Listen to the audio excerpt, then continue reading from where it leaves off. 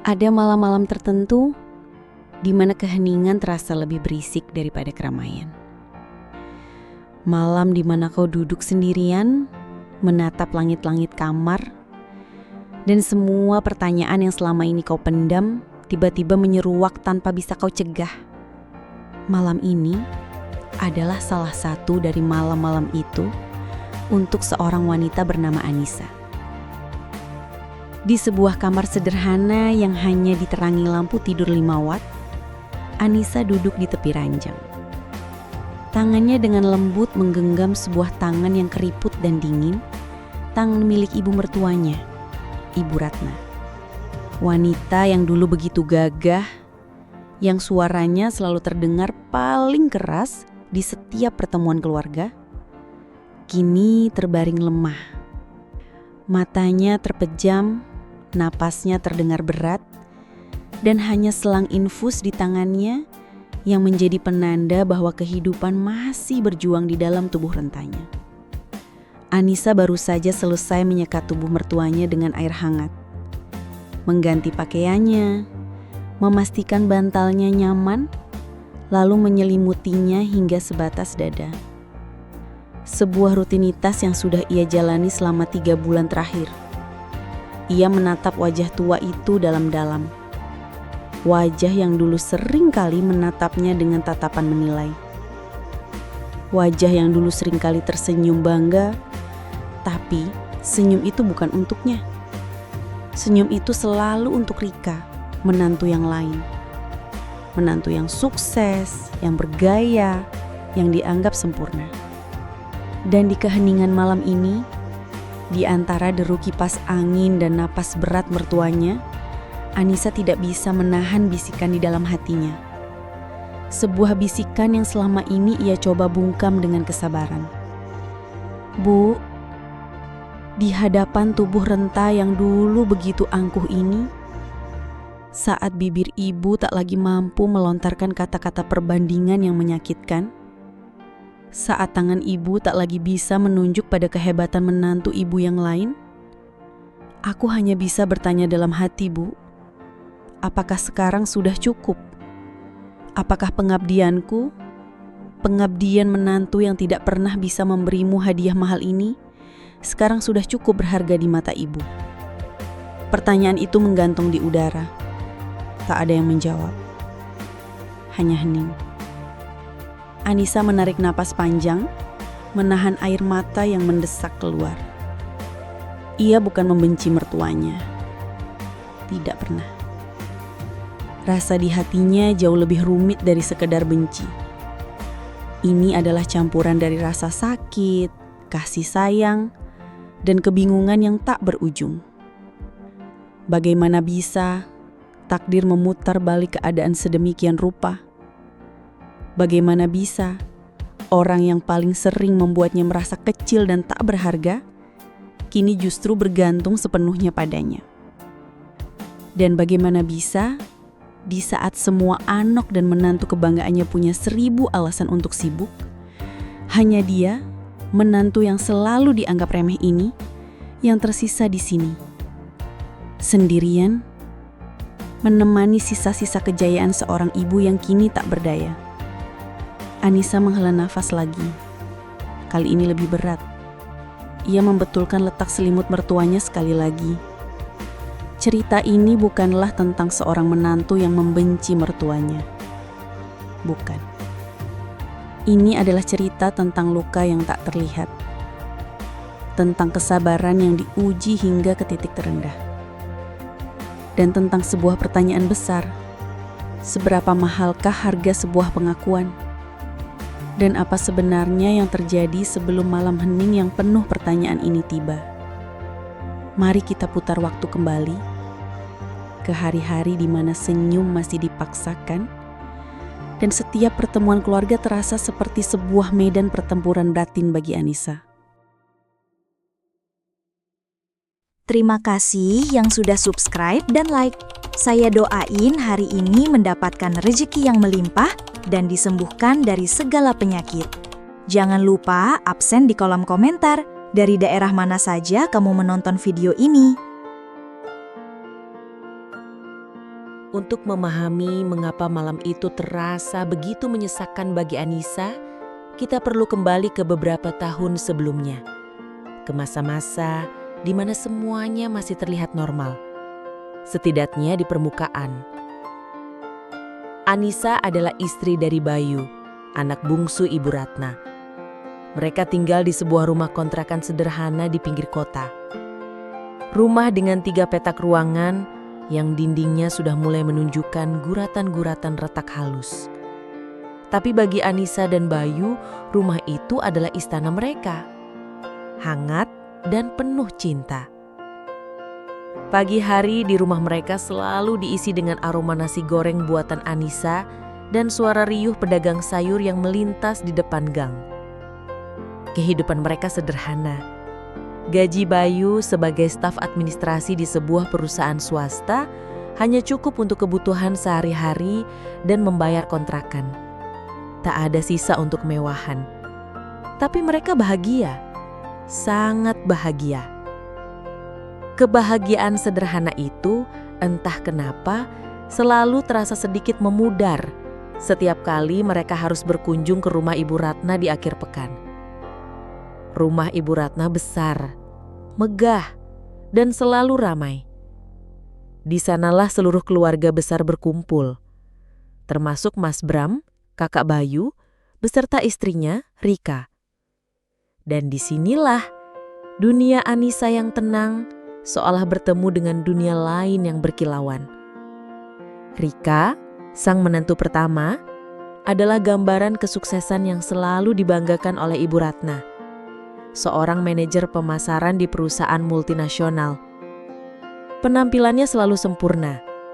Tasnya bermerek, pakaiannya modis, dan mobilnya keluaran terbaru. Setiap kali datang, tangannya tak pernah kosong. Selalu ada buah tangan mahal. Entah itu kue dari toko ternama atau vitamin impor untuk mertuanya.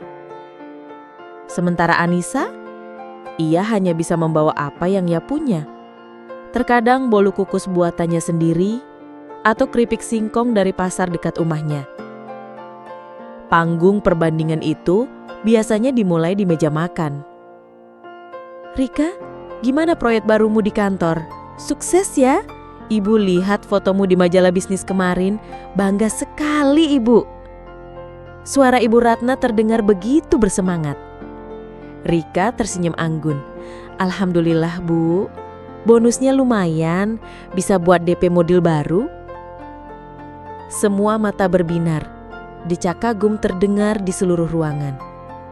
Lalu setelah puas memuji Rika, pandangan Ibu Ratna akan beralih pada Anissa. Tatapannya berubah, dari bangga menjadi kasihan.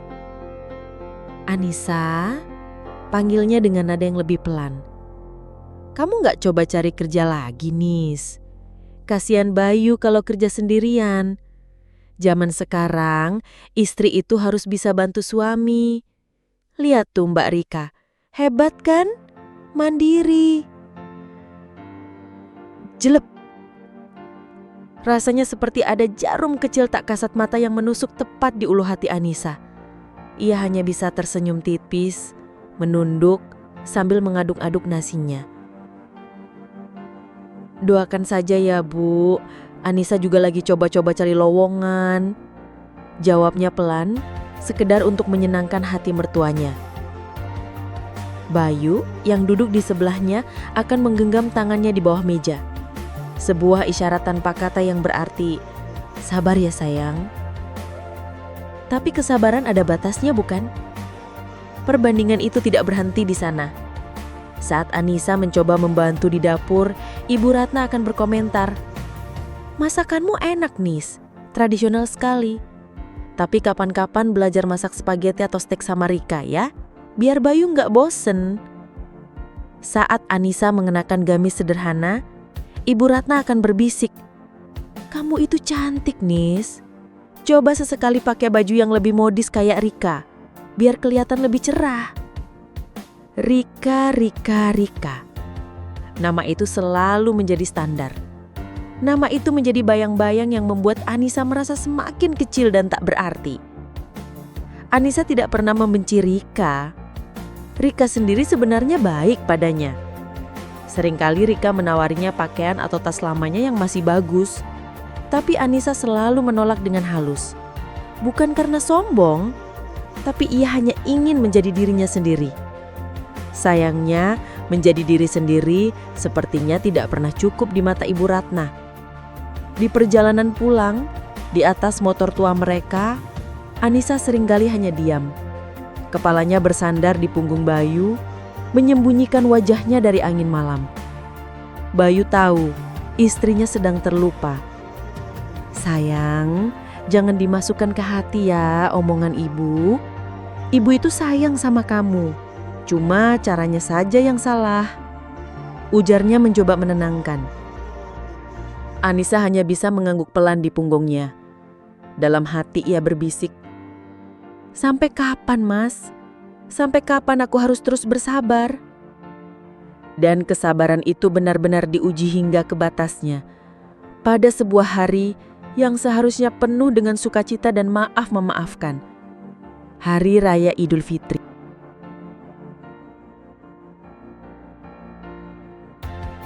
Hari Raya Idul Fitri seharusnya menjadi puncak dari kebahagiaan. Hari di mana semua kesalahan dilebur dan semua hati kembali menjadi suci. Namun, bagi Anissa, Lebaran tahun itu terasa berbeda. Ada getir yang menyelimuti manisnya opor ayam buatan Ibu Ratna. Seperti biasa, seluruh keluarga besar berkumpul di rumah utama. Suasana riuh rendah dengan tawa anak-anak dan obrolan orang dewasa. Anissa, dengan gamis berwarna pastel yang ia beli dari hasil menabung sedikit demi sedikit, sibuk membantu di dapur, memastikan semua hidangan tersaji dengan sempurna. Hatinya tulus ingin melayani. Momen yang ditunggu-tunggu pun tiba. Acara sungkeman dan saling bermaaf-maafan itu pun tiba. Setelah itu, dilanjutkan dengan tradisi keluarga, memberikan hadiah untuk Ibu Ratna. Mas Bram dan Rika maju pertama. Dengan senyum lebar, Rika menyerahkan sebuah amplop tebal dan sebuah brosur kepada mertuanya. "Bu, ini hadiah lebaran dari kami," ujar Rika dengan bangga. "Paket perjalanan umroh untuk ibu. Semuanya sudah kami urus.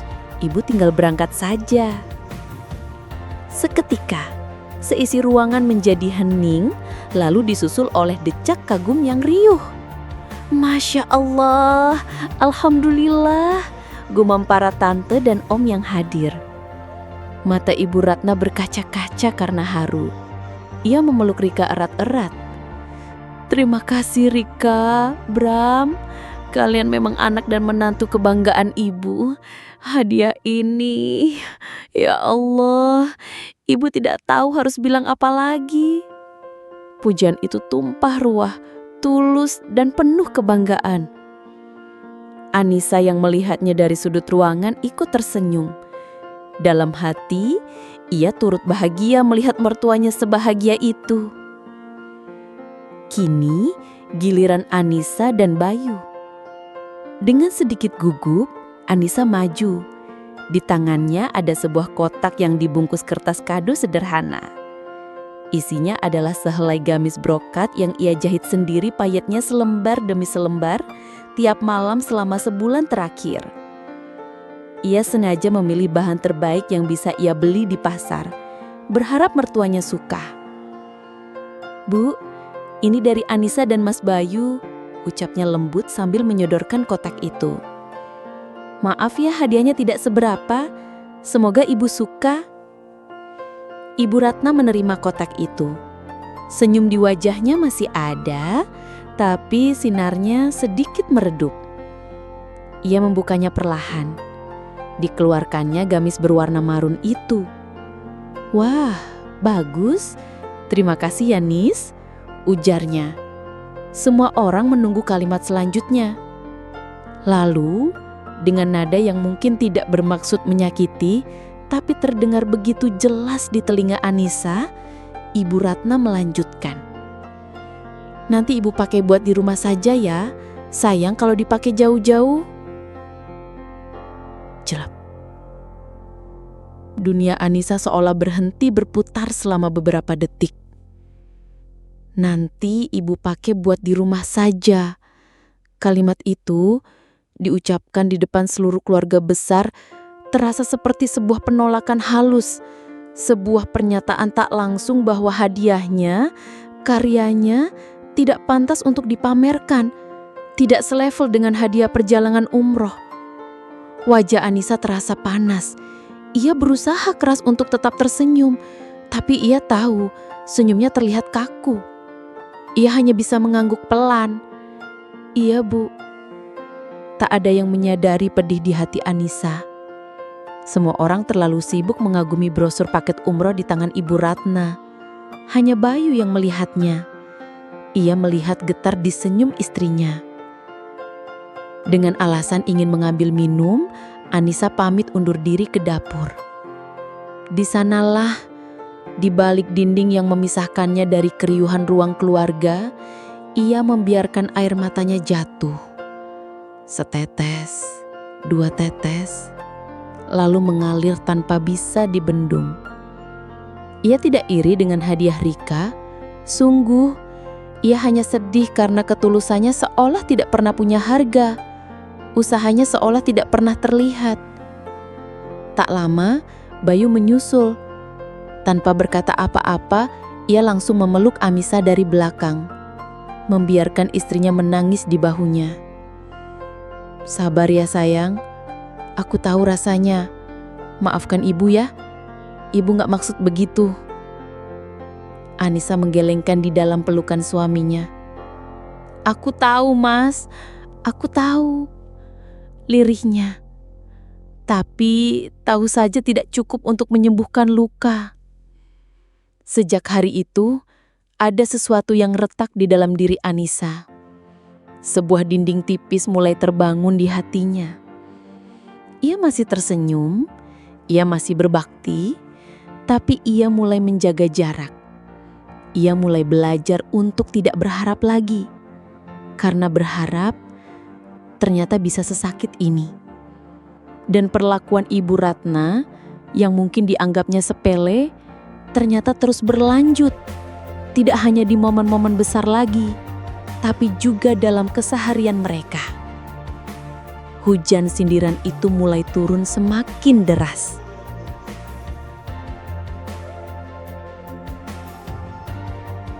Retak di hati Anissa akibat kejadian Lebaran itu ternyata bukan akhir, melainkan sebuah awal. Awal dari serangkaian tusukan-tusukan kecil yang terjadi hampir setiap hari, membuat retakan itu semakin melebar. Ibu Ratna mungkin karena merasa kesepian di rumah besarnya, jadi lebih sering berkunjung ke kontrakan Anissa dan Bayu. Awalnya Anissa senang, berharap ini adalah cara mertuanya untuk lebih dekat dengannya. Namun harapan itu segera pupus. Setiap kunjungan Ibu Ratna seolah menjadi sesi inspeksi dadakan. Nis, rumah ini kok rasanya makin sempit ya? Pengap. Komentarnya suatu sore sambil mengibaskan tangan di depan wajahnya. Padahal kipas angin sudah berputar di kecepatan maksimal. Kasian Bayu, pulang kerja capek-capek malah sumpek di rumah. Anissa hanya bisa tersenyum getir. Namanya juga kontrakan, Bu. Yang penting bisa untuk berteduh. Di lain waktu, saat Anissa sedang memasak makan malam, Ibu Ratna akan berdiri di ambang pintu dapur, mengamati setiap gerakannya. Masakanmu kok warnanya pucat begini, Nis? Kurang bumbu ya? Tanyanya sambil melongok ke dalam wajan. Coba deh sesekali kamu lihat resep di internet. Rika itu loh, sekarang sudah pintar masak makanan Jepang. Suaminya jadi betah di rumah. Anissa menghela napas pelan. Tangannya yang sedang mengaduk sayur lodeh sedikit melambat. Bayu suka kok masakan seperti ini, Bu. Yang penting sehat. Sindiran itu terus datang dalam berbagai bentuk. Tentang pakaian Anissa yang itu-itu saja, tentang perabotan rumah yang sudah usang, tentang Anissa yang belum juga hamil, selalu diakhiri dengan kalimat perbandingan. Tidak seperti Rika yang sepertinya sudah berencana untuk program anak kedua. Setiap kata-kata itu seperti rintik hujan gerimis. Satu tetes mungkin tidak terasa, tapi jika terus-menerus bisa membuat basah kuyup hingga ke tulang. Anissa merasa kedinginan dalam kehangatan rumahnya sendiri setiap kali mertuanya datang. Puncaknya adalah saat Anissa jatuh sakit. Ia demam tinggi selama beberapa hari. Bayu dengan setia merawatnya sepulang kerja. Suatu hari, Ibu Ratna datang menjenguk. Bukannya memberikan semangat, yang keluar dari mulutnya adalah keluhan. "Kamu ini gimana, Tonis? Jaga kesehatan dong. Kalau kamu sakit begini, kan kasihan Bayu. Siapa yang urus? Siapa yang masakin? Dia kan harus kerja, jangan cuma nyusahin suami," cerocosnya sambil berdiri di ambang pintu kamar. Saat itu, kesabaran Anissa benar-benar sampai di ujung tanduk. Sesuatu di dalam dirinya memberontak. Ia ingin sekali berteriak. "Aku sakit juga karena lelah, Bu. Lelah mengurus rumah, lelah memikirkan semua ucapan ibu." Ia membuka mulutnya, siap untuk mengeluarkan semua unek-unek yang selama ini ia pendam. Matanya sudah panas, napasnya memburu. Tapi tepat saat itu, Bayu masuk ke kamar membawa segelas teh hangat. Ia melihat tatapan Anissa yang penuh amarah dan wajah ibunya yang cemberut. Bayu langsung mengerti. Ia meletakkan gelas teh, lalu menatap Anissa dengan tatapan memohon. Tatapan yang seolah berkata, "Jangan sayang, kumohon, jangan." Melihat tatapan suaminya, api di dada Anissa seketika padam. Berganti menjadi rasa iba pada suaminya yang selalu terjepit di tengah-tengah. Ia pun mengurungkan niatnya. Ia kembali menelan semua kata-kata pahit itu, membiarkannya mengendap lagi di dasar hatinya. Ia hanya bisa berkata dengan suara lemah, "Iya, Bu, maaf." Malam itu, setelah ibunya pulang, Bayu memeluk Anissa dengan erat. "Maafkan aku sayang, maafkan aku belum bisa membuatmu bahagia seutuhnya. Maafkan ibu." Anissa tidak menjawab. Ia hanya menangis dalam diam di pelukan suaminya. Ia lelah, sangat lelah. Lelah dengan semua perbandingan, lelah dengan semua tuntutan tak terucap, lelah menjadi menantu yang salah di mata mertuanya. Ia mulai bertanya-tanya, apakah pernikahan ini, apakah pengorbanannya sepadan dengan semua ini? Ia berada di titik terendahnya, merasa sendirian dalam pertarungan batin yang tak ada habisnya. Namun, Anissa tidak pernah tahu bahwa takdir sedang mempersiapkan sebuah ujian yang jauh lebih besar. Sebuah ujian yang akan mengguncangkan seluruh keluarga. Sebuah panggilan telepon di suatu sore yang tenang akan mengubah segalanya, selama-lamanya. Kehidupan terus berjalan dengan ritme yang sama. Kunjungan Ibu Ratna, sindiran halus, dan kesabaran Anissa yang terus-menerus diisi ulang oleh cinta Bayu. Anissa sudah mulai terbiasa, atau lebih tepatnya mati rasa. Ia membangun sebuah benteng tak terlihat di sekitar hatinya agar kata-kata mertuanya tidak lagi bisa melukainya sedalam dulu. Sore itu adalah hari Sabtu yang lengang. Langit di luar tampak kelabu, pertanda hujan akan segera turun. Anissa sedang melipat pakaian kering sambil menonton acara gosip di televisi. Sebuah kemewahan kecil untuk melepas penat. Bayu masih dalam perjalanan pulang kerja. Tiba-tiba, ponselnya yang tergeletak di meja berdering nyaring. Bukan ponselnya, melainkan ponsel Bayu yang kebetulan tertinggal di rumah hari itu. Di layar tertera nama Mas Bram. Anissa ragu sejenak, namun firasatnya mengatakan ia harus mengangkatnya. "Halo, Assalamualaikum Mas," sapa Anissa. Di seberang sana terdengar suara Mas Bram yang panik, napasnya tersenggal-senggal, jauh dari citranya yang biasanya tenang dan berwibawa. "Anissa, Bayu mana?" Tanyanya cepat, tanpa basa-basi. Mas Bayu masih di jalan. Ada apa, Mas? Kok sepertinya panik sekali? Tanya Anissa, jantungnya mulai berdebar kencang. Ibu Nis, ibu. Ibu kenapa, Mas? Anissa langsung berdiri. Tumpukan pakaian yang sedang ia lipat jatuh berantakan di lantai. Ada jeda sejenak. Anissa hanya bisa mendengar suara napas Mas Bram yang berat. Lalu kalimat itu keluar menghantam Anissa seperti sebuah godam. Ibu jatuh di kamar mandi. Tadi ART telepon, ibu gak sadarkan diri. Ini aku lagi di jalan ke rumah ibu. Kamu sama Bayu tolong langsung menyusul ke rumah sakit harapan kita ya. Cepat. Klik. Telepon ditutup. Anissa terpaku di tempatnya. Ponsel masih menempel di telinganya. Kakinya terasa lemas seperti jeli. Dunianya seakan berputar. Ibu jatuh, tidak sadarkan diri. Semua rasa sakit hati, semua sindiran, semua perbandingan lenyap seketika. Yang tersisa hanyalah kekhawatiran yang murni. Wajah angkuh Ibu Ratna yang sering terbayang di benaknya kini berganti dengan bayangan tubuh ringkih yang terbaring di lantai kamar mandi yang dingin. Tanpa pikir panjang, Anissa segera menyambar jilbabnya. Tangannya gemetar saat mencoba memasang peniti. Ia bahkan tidak peduli lagi dengan penampilannya. Pikirannya hanya satu, rumah sakit harapan kita. Tepat saat itu, suara motor Bayu terdengar di depan rumah. Anissa langsung berlari keluar.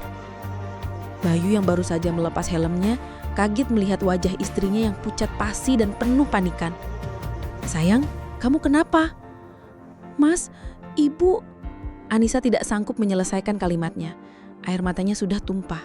Ia menyerahkan ponsel itu kepada Bayu. Bayu melihat riwayat panggilan dari kakaknya. Wajahnya langsung berubah tegang. Ia mencoba menelpon kembali Mas Bram, namun tidak diangkat. Tanpa perlu penjelasan lebih lanjut, Bayu sudah mengerti. Ayo, kita ke rumah sakit sekarang, ujar Bayu dengan suara tegas, mencoba menyembunyikan kepanikannya sendiri demi menenangkan Anissa. Mereka bahkan tidak masuk ke rumah lagi. Bayu langsung menyalakan motornya. Anissa naik ke boncengan, memeluk pinggang suaminya erat-erat. Di sepanjang perjalanan, angin sore yang dingin menerpa wajah mereka. Gerimis mulai turun, membasahi jalanan dan juga pipi Anissa. Tapi ia tidak peduli. Pikirannya melayang. Ia berdoa dalam hati, berulang-ulang. Ya Allah, selamatkan ibu. Jangan ambil ibu dulu.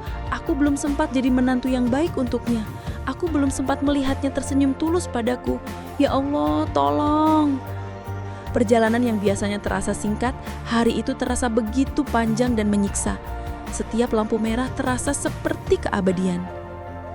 Saat mereka tiba di UGD Rumah Sakit Harapan Kita, suasana sudah tegang. Mas Bram mondar-mandir di depan pintu dengan wajah cemas. Rika duduk di kursi tunggu, matanya sembab, sedang menelpon entah siapa dengan suara bergetar. Inilah momennya, momen di mana topeng kesuksesan dan keangkuhan mulai retak. Momen di mana semua orang dipaksa untuk menghadapi kenyataan. Badai itu telah datang, dan di tengah badai inilah peran setiap orang akan diuji. Siapa yang akan berdiri tegak, dan siapa yang akan mencari tempat untuk berteduh.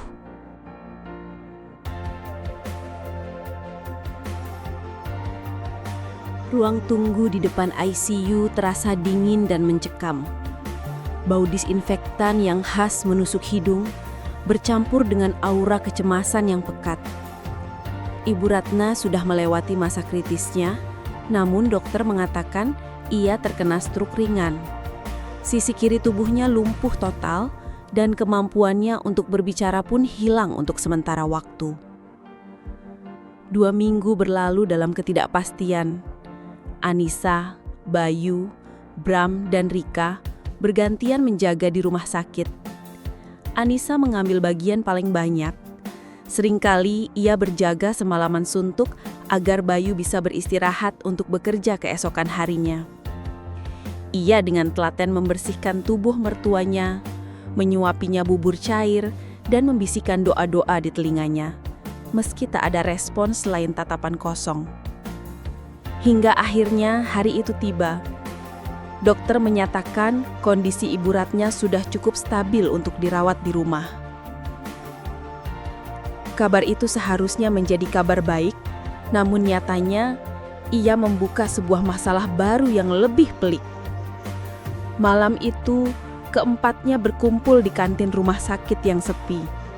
Bukan lagi untuk makan, tapi untuk berdiskusi. Sebuah diskusi yang akan menentukan nasib Ibu Ratna selanjutnya. Jadi, bagaimana? Bram memulai pembicaraan. Suaranya terdengar lelah. Ibu sudah bisa pulang, tapi butuh perawatan total. 24 jam. Kita harus putuskan siapa yang akan merawat ibu. Semua terdiam. Udara terasa berat. Rika, sang menantu idaman, adalah yang pertama angkat bicara. Ia merapikan rambutnya gugup. "Mas, bukannya aku tidak mau. Aku sayang sekali sama ibu. Tapi proyek besar di kantor benar-benar tidak bisa kutinggal sekarang. Ini menyangkut promosiku. Mungkin kita bisa sewa perawat profesional saja. Biayanya nanti kita bagi 2. Usulnya dengan nada hati-hati. Bram mengangguk setuju. Ide bagus. Aku juga sedang sibuk sekali mengurus cabang baru.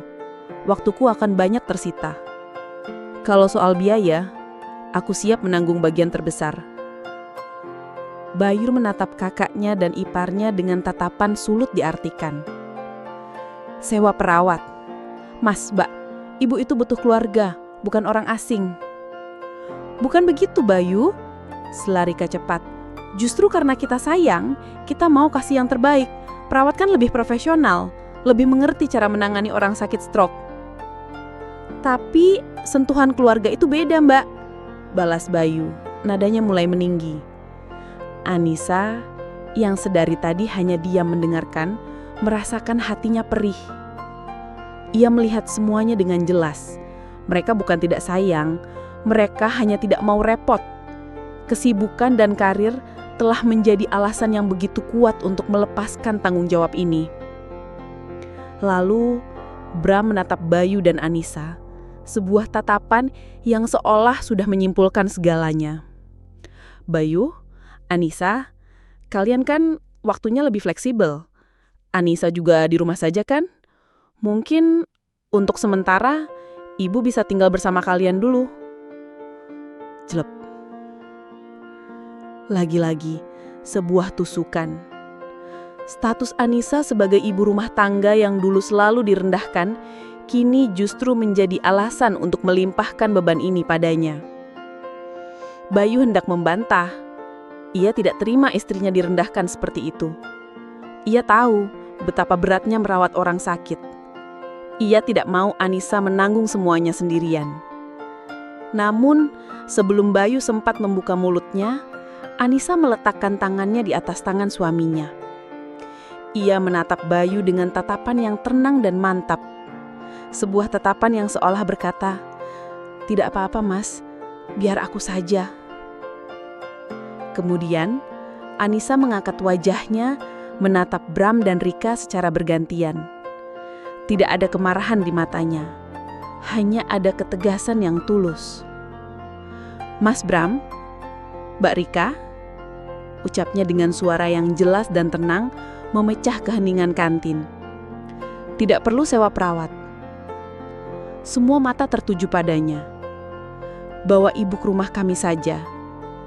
Bayu menoleh, menatap istrinya dengan kaget sekaligus haru. Anissa melanjutkan, "Rumah kami memang kecil, tidak semewah rumah Brahma, tapi hati kami cukup luas untuk merawat ibu." Kalimat itu menampar mereka semua tanpa suara. Rika menunduk, tak berani menatap mata Anissa. Bram terdiam, kehilangan kata-kata.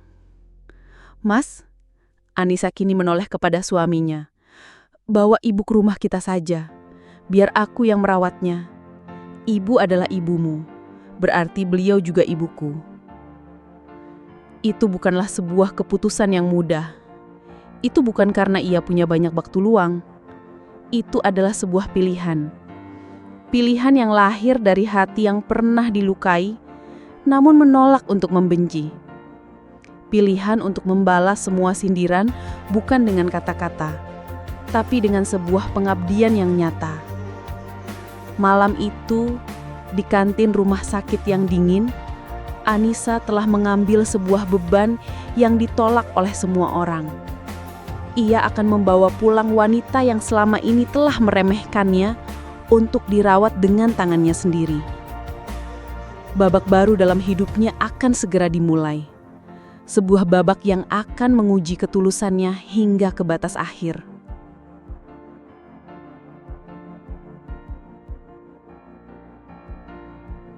Rumah kontrakan Anissa yang sederhana terasa semakin penuh sesak dengan hadirnya sebuah ranjang pasien di ruang tengah. Ruangan yang dulu menjadi tempatnya bersantai, kini menjadi pusat perawatan Ibu Ratna. Hari-hari Anissa berubah total. Jadwal hidupnya kini berputar mengelilingi kebutuhan mertuanya. Pagi buta, sebelum Bayu bangun, ia sudah terjaga. Memasak bubur khusus yang lembut, lalu dengan sabar memandikan Ibu Ratna, menyekat tubuh rentahnya dengan waslap hangat. Ini adalah pekerjaan yang paling sulit. Mengangkat dan membalikan tubuh yang terkulai lemas membutuhkan seluruh tenaganya. Belum lagi saat ia harus membersihkan kotoran dan mengganti popok dewasanya. Banyak tetangga yang berbisik, "Hebat sekali si Anissa, sabar betul merawat mertuanya." Tapi mereka tidak tahu, ada kalanya Anissa menangis sendirian di kamar mandi. Bukan karena jijik atau lelah secara fisik. Ia menangis karena merasa iba. Melihat wanita yang dulu begitu angkuh, yang selalu menjaga penampilannya, kini harus terbaring pasrah dan bergantung sepenuhnya pada orang lain. Hatinya terasa begitu sakit. Ibu Ratna sendiri lebih banyak diam. Matanya sering kali hanya menatap kosong ke langit-langit. Tak ada lagi tatapan menilai. Tak ada lagi bibir yang siap melontarkan sindiran. Yang ada hanya keheningan. Anissa mencoba mengisi keheningan itu. Sambil menyuapi mertuanya, ia akan bercerita tentang apa saja. Tentang harga cabai yang naik di pasar, tentang kucing liar yang baru saja melahirkan di samping rumah, atau tentang acara televisi yang sedang ia tonton. "Bu, tadi Anissa masak sayur bening bayam. Ibu suka kan? Dulu waktu pertama kali masak ini buat Mas Bayu, katanya keasinan," ceritanya sambil tersenyum mencoba memancing reaksi. Namun, tidak ada jawaban. Hanya tatapan kosong. Rika dan Bram sesekali datang menjenguk. Mereka akan datang membawa buah-buahan mahal, susu nutrisi paling bagus, dan amplop tebal berisi uang. "Nas, ini buat tambahan biaya. Maaf ya, kami belum bisa banyak bantu," kata Rika dengan wajah penuh rasa bersalah. Anissa hanya tersenyum dan menerima. "Terima kasih Mbak, sering-sering saja jenguk ibu, beliau pasti senang." Tapi Anissa tahu, yang dibutuhkan Ibu Ratna bukan buah mahal atau uang. Yang dibutuhkannya adalah kehadiran. Kehadiran yang tidak bisa dibeli. Terapi terbesar bagi Ibu Ratna justru datang dari hal-hal kecil yang dilakukan Anissa dengan tulus. Sore hari, Anissa akan mendorong kursi roda Ibu Ratna ke teras depan. Membiarkannya merasakan hangatnya sinar matahari sore dan melihat anak-anak kecil bermain. "Lihat Bu, langitnya bagus ya warnanya," bisik Anissa sambil memijat lembut tangan mertuanya yang kaku. Perlahan tapi pasti, ada sesuatu yang berubah. Tatapan kosong di mata Ibu Ratna mulai berganti. Terkadang Anissa menangkapnya sedang menatapnya lekat-lekat saat ia sedang menyuapinya atau menyisir rambutnya yang mulai banyak beruban. Ada sorot yang berbeda di sana, sorot yang sulit diartikan. Puncaknya terjadi di suatu malam yang larut. Anissa tertidur di sebuah kursi kecil di samping ranjang Ibu Ratna. Ia terlalu lelah hingga tak sempat pindah ke kamar. Kepalanya terkulai, nafasnya teratur. Di tengah keheningan malam, tangan kiri Ibu Ratna, tangan yang selama ini kaku dan tak bisa digerakkan, perlahan terangkat. Gerakannya sangat lambat dan gemetar. Dengan sisa-sisa tenaga yang ia punya, ia mengulurkan tangannya dan dengan lembut mengelus puncak kepala Anissa yang tertutup hijab. Anissa yang tidurnya tidak pernah nyenyak merasakan sentuhan itu. Ia langsung terbangun, matanya mengerjap, kaget melihat tangan mertuanya berada di kepalanya. Ia menatap wajah Ibu Ratna, dan untuk pertama kalinya setelah sekian lama, ia melihat air mata mengalir dari sudut mata mertuanya. Air mata yang jatuh tanpa suara, membasahi pipinya yang tirus. Tak ada kata yang terucap, tapi di dalam keheningan itu, Anissa mengerti segalanya. Elusan lembut dan air mata itu adalah permintaan maaf yang paling tulus. Itu adalah pengakuan yang selama ini ia dambakan. Pengakuan yang nilainya melebihi pujian manapun. Anissa tidak bisa menahan air matanya sendiri. Ia meraih tangan mertuanya, menggenggamnya erat, dan menciumnya. Malam itu, dua hati yang pernah terluka akhirnya bertemu dalam sebuah pemahaman tanpa kata. Penyembuhan itu telah dimulai. Bukan hanya penyembuhan fisik untuk Ibu Ratna, tapi juga penyembuhan luka batin untuk Anissa.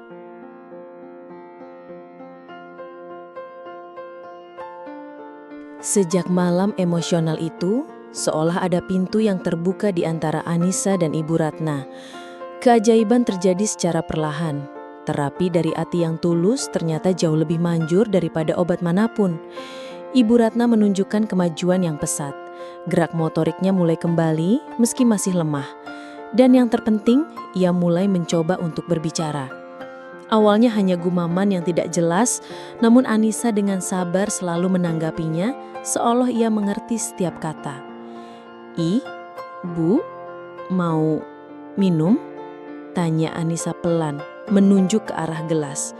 Ibu Ratna akan mengangguk lemah dan dari bibirnya keluar suara parau. Iya. Bagi dunia itu hanya sepatah kata, tapi bagi Anissa itu adalah sebuah simfoni kemenangan. Pagi itu suasana rumah terasa lebih cerah dari biasanya. Anissa sedang membantu Ibu Ratna duduk di kursi rodanya, lalu dengan telaten ia menyisir rambut mertuanya yang sudah mulai tumbuh kembali. Sinar matahari pagi masuk melalui jendela, menerangi butiran debu yang berterbangan di udara. Suasananya begitu tenang dan damai. Saat itulah Ibu Ratna menatap pantulan wajah Anissa di cermin kecil yang ada di tangannya. Ia menatap lama, seolah sedang mengumpulkan seluruh kekuatannya. Lalu, dengan suara yang lebih jelas dari hari-hari sebelumnya, 3 kata itu akhirnya terucap. Nis, maafkan Ibu. Suara itu parau, bergetar dan penuh dengan penyesalan yang mendalam. Tangan Anissa yang sedang memegang sisir seketika berhenti. Ia menahan nafas.